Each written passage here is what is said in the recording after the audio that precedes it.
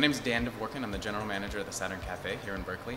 Originally it was a cafe up on Mission Street, and it was a little bit different than it is right now. They were doing table service. It was just an old converted house that had been changed into a cafe slash lounge kind of hangout spot. And when they moved from their old location to the one that was in downtown Santa Cruz, they took that idea of a triple bottom line. The idea was that along with profit, the planet and the people who were working for us and the customers were all equally important. So they had this idea of sustainability and green business practices that were rolled into all the original ideas that made up the Saturn.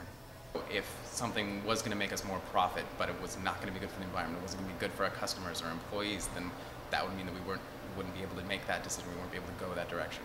We pay our back-of-house workers who don't, directly earn tips. We try to give them extra wages to sort of make up for that fact. Another thing that we do that I'm really happy about is we always try to work from within and hire people and train people. Rather than going to the outside to do a hire. For a line cook, we look at a dishwasher, who's ready to learn these extra skills? What can somebody walk away from the Saturn with learning more skills, ending up being a more rounded employee so they can sort of further their career, rather than just going with somebody from the outside who we know we don't have to train or save a little bit of money that way.